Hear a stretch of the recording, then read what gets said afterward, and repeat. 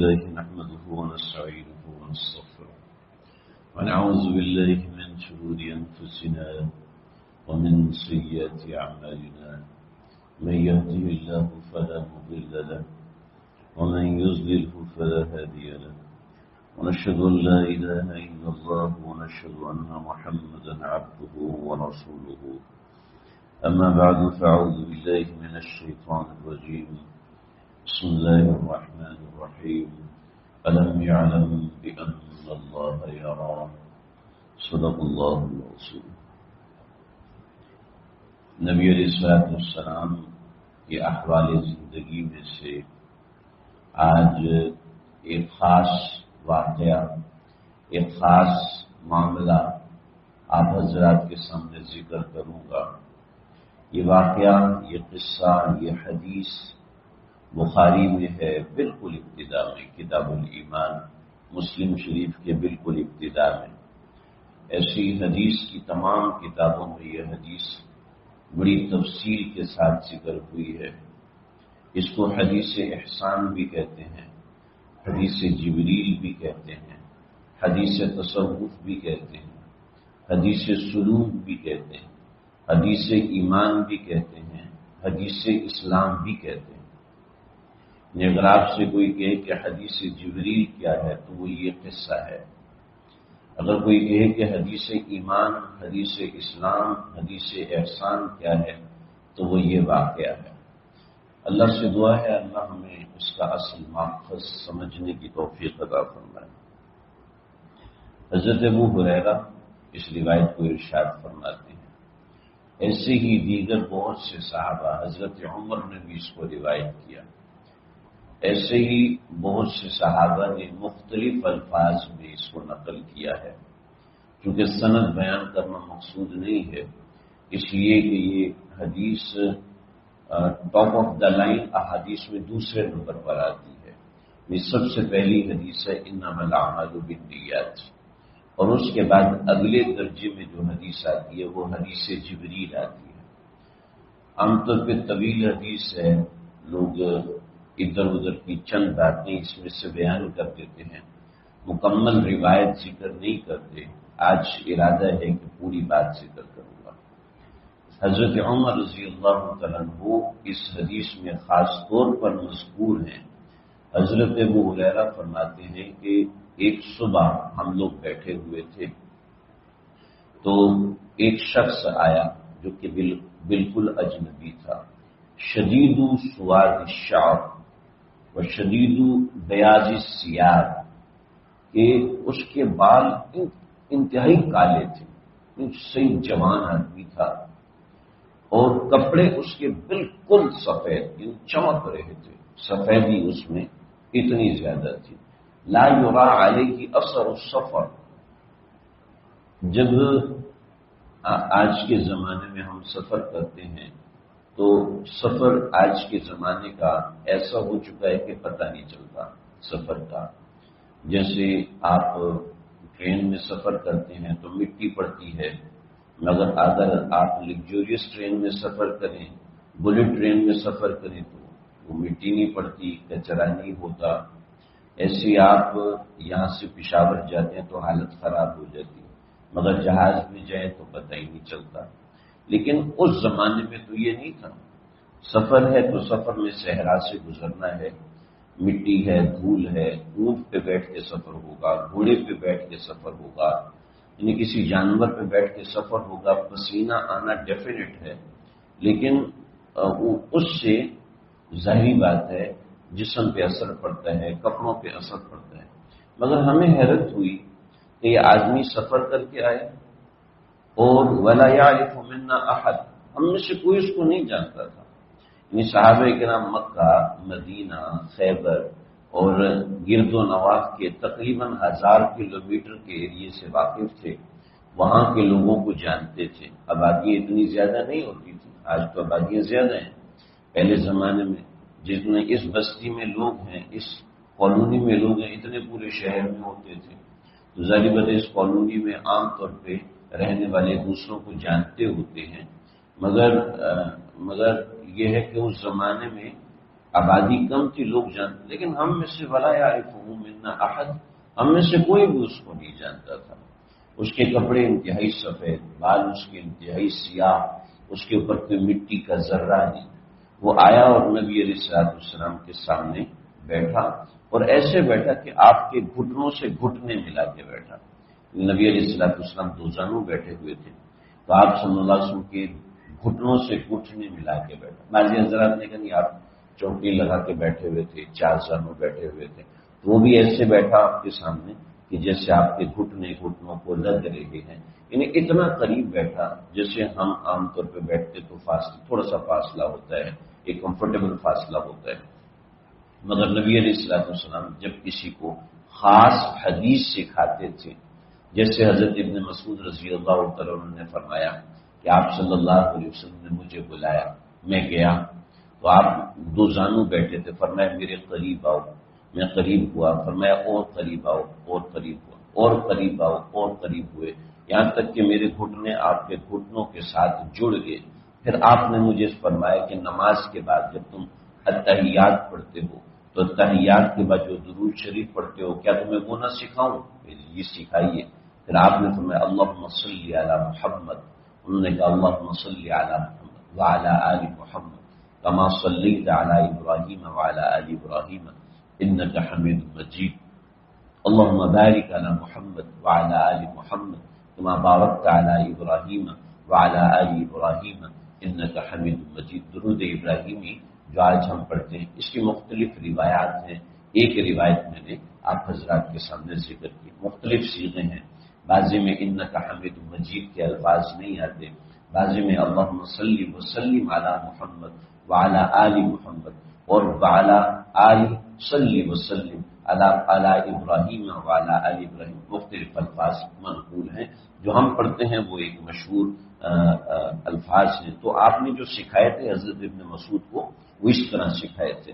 تو یہ آپ صلی اللہ علیہ وسلم کا خاص تعلیم کا انداز تھا۔ تو وہ شخص اجنبی ہے، ہم میں سے کوئی نہیں جانتا، یوں آپ کے ساتھ آ کے بیٹھا، اور آ کے بیٹھ کے اس نے کہا یا محمد صلی اللہ علیہ وسلم، اے محمد آپ مجھے بتائیے کہ مل ایمان، ایمان کیا ہے؟ تو آپ نے فرمایا ایمان یہ ہے ان تؤمن باللہ ورسولہ، تم اللہ پر ایمان لے کے آؤ، اس کے رسولوں پر ایمان لے کے آؤ، خیر پر ایمان لے کے آؤ، شر کی قدرت پر ایمان لے کر آؤ، یہ ایمان ہے۔ ہماری مسجد کے ایک ساتھی ہیں، ان کے ایک دوست ہیں جو امریکہ میں رہتے ہیں، تو وہ ملحد ہو گئے تھے، تو انہوں نے مجھے کہا کبھی آپ ہمارے ساتھ گروپ میں شامل ہو جائیں۔ ہم دونوں نے ایک گروپ بنایا، تو کچھ سوالات ہیں، میں جوابات دینے کی کوشش کرتا ہوں، تو مجھے جواب نہیں آ رہے، تو آپ میرے ساتھ مل کے جواب دیں۔ میں نے کہا جی بالکل ٹھیک ہے۔ تو ان صاحب نے جو سوال کیے وہ اس طرز کے تھے کہ اسلام سیکھنے کے لیے پورا قرآن سیکھنا پڑے گا۔ جیسے عیسائی کہتے ہیں کہ ہمارا مذہب سیکھنے کے لیے تمہیں تورات پڑھنی پڑے گی، اور ہمارا مذہب سیکھنے کے لیے تمہیں پادری بننا پڑے گا، نہیں تو ایمان لے کے آؤ۔ تو ایسی آپ بھی یہ کہتے ہو کہ اسلام سیکھنے کے لیے قرآن سیکھنا پڑے گا اور حدیث سیکھنی پڑے گی، تب اسلام آپ کو سمجھ میں آئے گا۔ میں نے ان سے عرض کیا کہ دیکھو، اسلام کے اوپر آپ کو جو اعتراضات ہیں، ان اعتراضات کے جواب کے لیے آپ کو قرآن صحیح کانٹیکسٹ میں پڑھنا پڑے گا۔ ایسا نہیں کہ ایک آیت اٹھائی اور اس کا ترجمہ اپنی طرف سے نکالا، گوگل سے ترجمہ نکالا، اور اس میں سے آپ اپنی مرضی کا ایک اعتراض کر رہے۔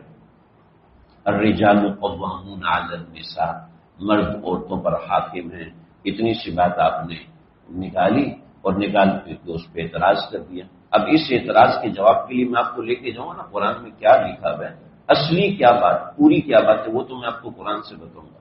البتہ ایمان اور اسلام کے لیے قرآن پڑھنا ضروری نہیں ہے، ایمان اور اسلام کے لیے حدیث پڑھنا ضروری نہیں ہے، بلکہ ایمان اور اسلام کے لیے جو ضروری ہے وہ حدیث جبریل میں بتا دی گئی، جو میں آپ کو ان تؤمن باللہ، اللہ پر ایمان لاؤ، ورسولہ، اس کے رسولوں پر ایمان لے کے آؤ، وکتبہ، اس کی کتابوں پر ایمان لے کے آؤ، والملائکتی وملائکتی اس کے فرشتوں پر ایمان لے، یہ ایمان ہے۔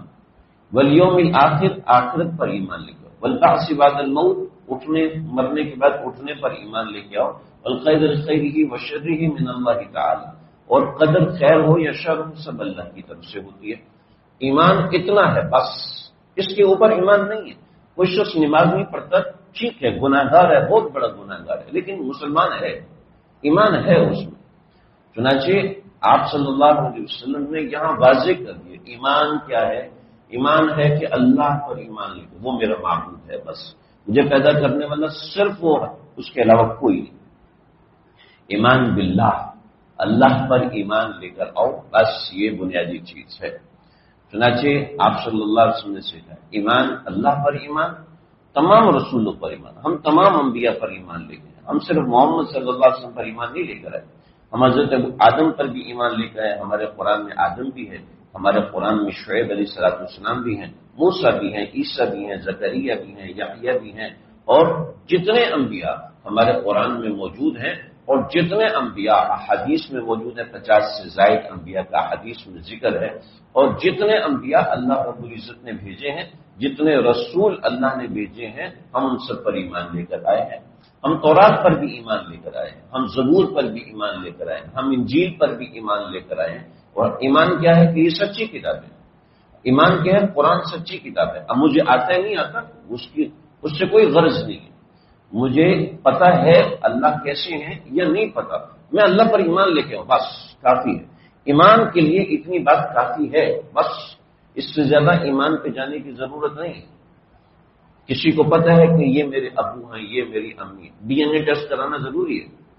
نہیں، ڈی این اے ٹیسٹ کرانا کوئی ضروری نہیں۔ جب آپ کہتے ہیں کہ میرے والد ہیں تو بس اعتماد ہے اور اعتقاد ہے۔ ایمان بھی اسی کا نام ہے کہ میرا اس بات پہ اعتقاد ہے کہ اللہ میرا پروردگار ہے، بس۔ اس کے بعد مجھے اس کا مشاہدہ ہوتا ہے یا مشاہدہ نہیں ہوتا، مجھے اس سے کوئی سروکار نہیں۔ اگر فلاں کی تحقیق یہ ہے کہ اللہ میرا رب نہیں تو رہے، اس کی تحقیق رہے، مجھے اس سے کوئی غرض نہیں ہے۔ بس میرا ایمان ہے کہ اللہ میرا پروردگار ہے، مجھے ایمان ہے کہ تمام انبیاء برحق ہیں۔ اب مجھے انبیاء کے نام نہیں آتے تو نہیں آتے، اس میں کون سی ایسی بات ہے؟ مجھے 4 انبیاء کے نام آتے ہیں، 5 کے نہیں آتے۔ 1,24,000 انبیاء ہیں، روایت میں 313 رسول ہیں، اور اس کے علاوہ باقی نبی ہیں، تو اب ان سب کی تفصیل تو نہیں پتہ کسی کو بھی، تو ایمان پہ کوئی اثر نہیں پڑے گا۔ ایمان کیا چیز ہے؟ جو ایمان لے کر آنا، اعتقاد کرنا، جو چیز مفصل ہے مفصل، جو چیز مجمل ہے مجملن۔ مطلب یہ ہے کہ جو ہمیں شارٹلی بتایا گیا بس ہم شارٹلی اس پر ایمان لے کر آئیں گے، اور جو ہمیں تفصیلاً بتایا گیا ہے ہم اس پہ تفصیلاً ایمان لے کر آئیں گے۔ جو تفصیلاً ایمان ہے مطلب قرآن پورا کا پورا ایک ایک آیت برحق ہے، تورات کی ایک ایک آیت برحق ہے، مگر وہ جو نازل ہوئی تھی آج جو موجود ہے پتہ نہیں وہ سچی ہے یا نہیں، ہمیں اس کا نہیں پتا۔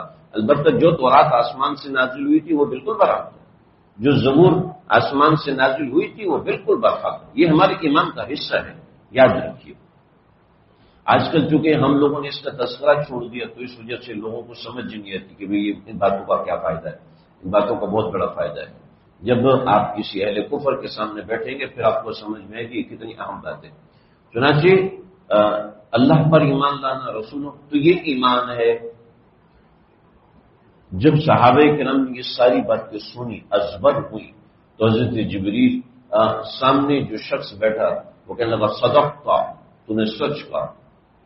حضرت عمر فرماتے ہیں ہم حیران، یا اللہ یہ کیا، سوال بھی کرتا ہے تصدیق بھی کرتا ہے، یہ کیسا آدمی ہے؟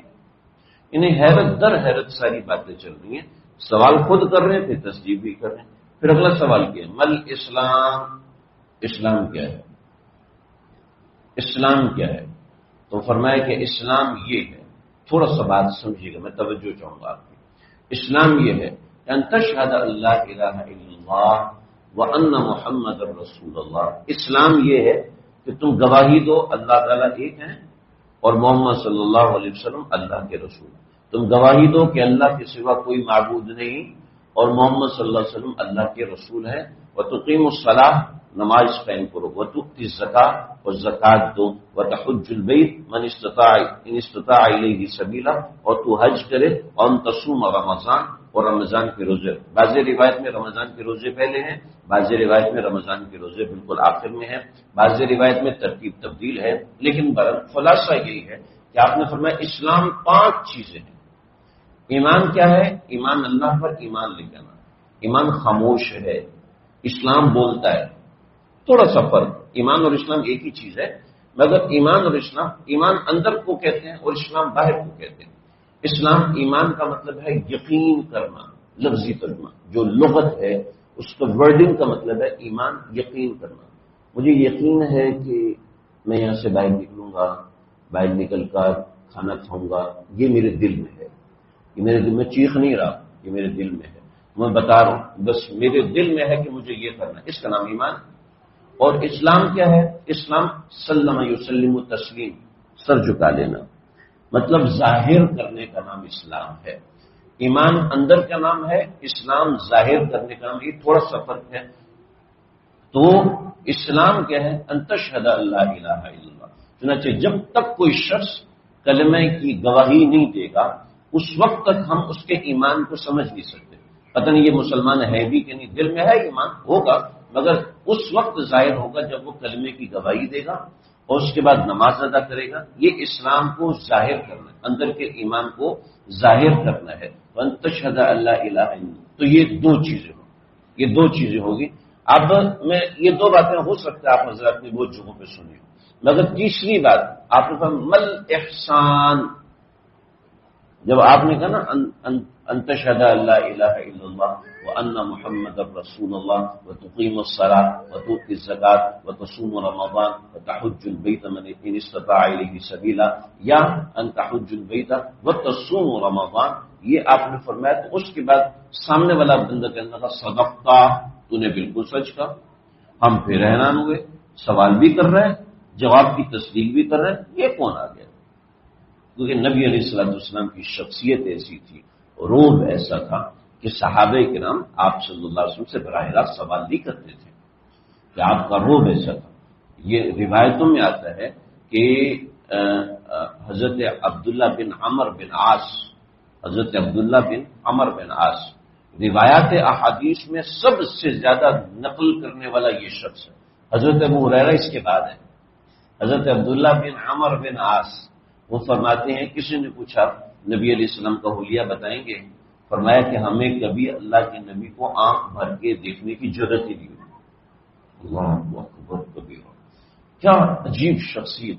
آپ ذرا خود چشم تصور میں جائیں کہ میں دربار رسالت میں بیٹھا ہوں تو کیا ضرورت ہوگی اللہ کے نبی کو آنکھ بھر کے دیکھ؟ تو اچٹتی پچٹتی نظر سے اللہ کے نبی کو دیکھ لیتے تھے، ورنہ ضرورت نہیں ہوتی تھی ہم اللہ کے نبی کو دیکھیں. تو سوال کرنے کی تو بعض اعرابی آ جاتے تھے، دیہاتی آ جاتے تھے، وہ سوال کر لیتے تھے تو صحابہ کو پتہ چل جاتا تھا. تو یہ کیسا آدمی ہے، سوال بھی کر رہا ہے، پھر کہہ رہا آپ نے سچ کہا، یہ کون بڑا ضرورت والا آدمی ہے. پھر اگلا سوال مل احسان. احسان کیا ہے؟ احسان کیا ہے؟ اس سوال کی وجہ سے اس حدیث کو کہتے ہیں حدیث احسان. احسان کیا ہے؟ دیکھیے ایمان ہے اندر کا نام، اسلام ہے باہر کا نام، اور ان دونوں کو ملا کے جو کیفیت بنتی ہے اس کا نام احسان ہے، اس کا نام تصوف ہے. ہم ایمان اور اسلام کو تو ویلیو دیتے ہیں مگر احسان کو ویلیو نہیں دیتے. یعنی ہم اتنی اہم حدیث پاک بیان ہو رہی ہے، چھوڑیں. ہم ایمان کو اور اسلام کو ویلیو دیتے ہیں مگر احسان کو ہم لوگ ویلیو نہیں دیتے. ایون یہ کہ زندگی گزر جاتی ہے، نہ کوئی سناتا ہے نہ کوئی بتاتا ہے. احسان کیا ہے؟ احسان کہتے ہیں ایمان اور اسلام کو ملانے سے جو کیفیت بنتی ہے اس کا نام احسان ہے. اس کو آج کی زبان میں تصوف بھی کہتے ہیں، اس کو آج کی زبان میں پیری مریدی بھی کہتے ہیں، اس کو قرآن کی زبان میں تزکیہ نفس بھی کہتے ہیں. احسان یعنی جتنی اہمیت ہمارے ایمان کی ہے، جتنی اہمیت ہمارے اسلام کی ہے، اتنی ہی اہمیت ہمارے احسان کی ہے. یعنی کیفیات. یعنی ہم نماز تو پڑھ رہے ہیں مگر اس میں کوئی کیفیت بھی ہے کہ نہیں، ایویں روکی سوکی نماز پڑھ رہے ہیں، ایسی ٹکریں مار رہے ہیں نماز کے اندر، نہ کوئی اللہ کا دھیان نہ کچھ۔ فرمایا کہ ان تعبد اللہ کأنک تراہ، ان تعبد اللہ کأنک تراہ، کہ تم اللہ کی بندگی ایسے کرو جیسے تم اللہ کو دیکھ رہے ہو۔ فإن لم تکن تراہ فإنہ یراک، لیکن اگر تمہیں یہ کیفیت نہیں ملتی کہ تم اللہ کو دیکھ رہے ہو تو پھر کم از کم اتنا تو سوچو کہ فإنہ یراک، کہ وہ مجھے دیکھ رہا ہے، یہ کیفیت ہو۔ میں نے یہ حدیث بہت سے علماء سے پڑھی، بہت بڑے بڑے علماء سے پڑھی، ان میں سب سے بڑے عالم تھے شیخ الحدیث و تفسیر حضرت مولانا سلیم اللہ خان صاحب رحمۃ اللہ تعالی علیہ، ان کی سند سب سے اونچی تھی پاکستان کے اندر، بہت بڑے عالم۔ حضرت شیخ سلیم اللہ خان صاحب فرماتے جب پاکستان بنا تو اس میں پہلا اسمبلی کا اجلاس ہوا، تو اسمبلی کا جو اجلاس ہوا تو فرمایا کہ ہم ایک قاری صاحب کو لے کے جو کہ نابینا تھے، تو نابینا قاری صاحب کو بتایا کہ وزیر اعظم صدر بیٹھے ہوں گے، ان کے سامنے آپ کی تلاوت ہوگی تو بڑے دھیان سے ادب سے بیٹھنا کہ پاکستان کے حکمران ہیں، سب سے بڑے آدمی ہیں۔ تو قاری صاحب جو ہیں وہ گئے اور جناب انہوں نے ضریبت نابینا تھے، انہوں نے تلاوت کی، اور تلاوت کرنے کے بعد جو ہے وہ بڑے یوں ادب سے ٹیک لگائے بغیر یوں بادشاہوں کے سامنے بیٹھنا، ہم تو ویسے ہی بولتے رہتے ہیں نا، لیکن ایسے سوشل میڈیا پہ کامنٹ دینا تو آسان ہوتا ہے، مگر جب سامنا ہوتا ہے تو وہ چیز اور ہوتی ہے، بڑے لوگوں سے سامنا اور ہوتا ہے، بولنا اور ہوتا ہے۔ تو یوں بیٹھے میں تلاوت کرنے کے بعد ایک گھنٹہ گزرا تو درمیان میں چائے کا وقفہ ہوا۔ اب وہ چائے کا وقفہ ہماری کلاس روم کی طرح تو نہیں ہوتا، وہ ضریبت وہ اسمبلی ملک کے سب سے بڑے لوگ بیٹھے ہوئے ہیں، رہنے لگے کہ وہ قاری سے یوں بیٹھے ہوئے ہیں پوری توجہ سے انہماک سے یوں بیٹھے ہوئے ہیں۔ تو تھوڑی دیر بعد ہم کیسا صدر وزیر اعظم اٹھ کے چلے گئے، آپ ریلیکس ہو جائیں، تو کہنے لگے کہ انہوں نے شکر ہے میری کمر دکھ گئی تھی، وہ ٹیک لگے۔ فرمایا کہ اس سے مجھے سمجھ میں آیا ان تعبد اللہ کأنک تراہ فإن لم تکن تراہ فإنہ یراک۔ قاری صاحب کو نہیں پتا کہ صدر صاحب وزیر اعظم صاحب اٹھ گئے ہیں، مگر اس کے ذہن میں ہے کہ مجھے صدر صاحب وزیر اعظم صاحب دیکھنے میری کسی حرکت سے ان کو برا نہ لگ جائے۔ تو ایسے ہی فرمایا کہ مجھے اس دن وہ حدیث سمجھ میں آئی کہ جب بندے کے قلب میں یہ استحضار ہو، یہ بات دل میں بیٹھی ہو کہ میرا اللہ مجھے دیکھ رہا ہے، تو اس کی کیفیات اور ہوتی ہیں۔ اس کے اوپر پوری بات ہے، یہ حدیث جبریل ہے، آج میں نے اس کا کچھ حصہ ذکر کیا ہے، انشاءاللہ اگلے جمعے کو مزید اس کا حصہ ذکر کروں گا۔ یہ بڑی اہم چیز ہے۔ سب سے پہلے ہمارا ایمان ہے، ہمارے ایمان مسلمان ہونے کے لیے ضروری ہے، اس کے بعد ہمارا اسلام ہے جو کہ ایمان کو ظاہر کرتا ہے، وہ ہے کلمہ ہے، نماز ہے، روزہ ہے، حج ہے، زکوٰۃ ہے، اور اس کے بعد تیسری چیز احسان ہے۔ کچھ باتیں ذکر کی ہیں، باقی انشاءاللہ آئندہ ذکر کروں گا۔ اللہ تعالیٰ مجھے آپ ہم سب کو سمجھنے کی، عمل کرنے کی توفیق عطا فرمائے۔